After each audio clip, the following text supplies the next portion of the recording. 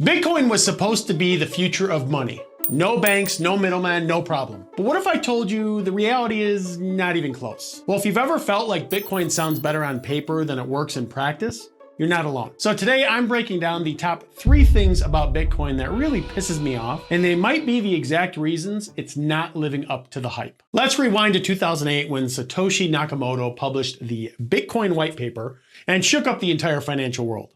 The big idea? Build a digital currency that works like cash. No banks, no investments, no middlemen. Bitcoin was designed as a peer-to-peer system where you could send money directly to someone else anywhere in the world without needing to trust a third party. The goal was really to create a decentralized network that anyone could use, where every transaction is secure, transparent, and cannot be tampered with. But what actually happens when you put that theory into practice?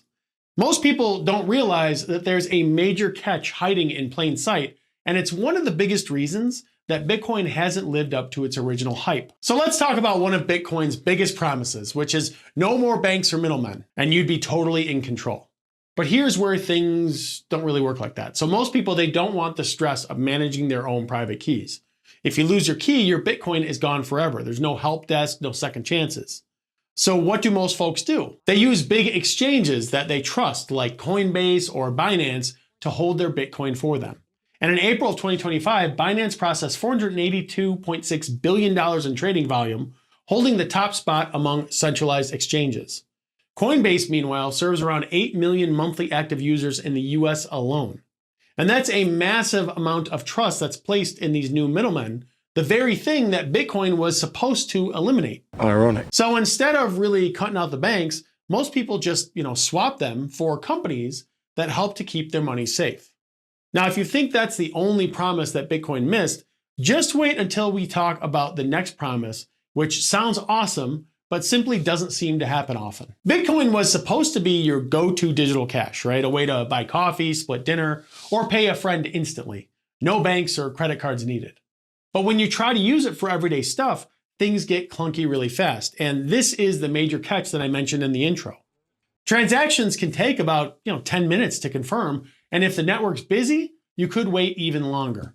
Plus, fees are really unpredictable. So as of June 2025, the average Bitcoin transaction fee is $1.34, but it can spike much higher when the network is congested. And there's also the risk of double spending if confirmations aren't fast enough, kind of like handing someone cash and then yanking it back. Yeah, TR, and I could see that being a nightmare, right? So picture this, you're at a food truck, you're ready to pay with Bitcoin. You send your payment, but now you're just awkwardly waiting for confirmation, right? Hoping that the fee doesn't end up costing you more than the entire lunch. This hassle is why most people just hold Bitcoin instead of spending it. Now, the Lightning Network is helping make, these small payments faster, and its adoption is growing, to speed things up. But still, for most people, using Bitcoin as digital cash is more, dream than reality. But maybe Bitcoin's real superpower is supposed to be protecting you from inflation. But is it really doing that? So this was the biggest promise that really made Bitcoin famous, in my opinion. It was supposed to be a digital gold protecting your money from inflation. And the logic is simple. There will only ever be 21 million Bitcoin, so it can't be inflated away like dollars. And that scarcity is supposed to make it, a safe place to park your cash when prices everywhere else are rising. But here's where things get messy. In theory, Bitcoin's fixed supply should make a great inflation hedge. But in reality, the price is all over the place. When US inflation spiked to 9% in 2021, Bitcoin actually dropped more than 35% instead of going up. And even in 2025, Bitcoin's price has been an absolute roller coaster, hitting a record high of about 110,000 in January, then bouncing between 75,000 to 107 over just the last few months. That's not exactly the stability that you want. Volatility like that raises some big questions. And if you want to see how myself and AI answer them, make sure that you hit subscribe so that you're always a step ahead. But in addition, Bitcoin was supposed to be independent and not pegged to the dollar or the stock market in any way. But in reality, most of the time when the stock market goes up, Bitcoin follows. And when it goes down, Bitcoin also follows. That all said, now that you've seen how Bitcoin's biggest promises have, pretty much played out in the real world, which it's mostly failed at, to be honest, where does that leave us going forward? Well, In this video right here, I had AI forecast Bitcoin's price for the next 50 years, and I have to say, if you're a fan of Bitcoin, it's going to shock you what AI thinks.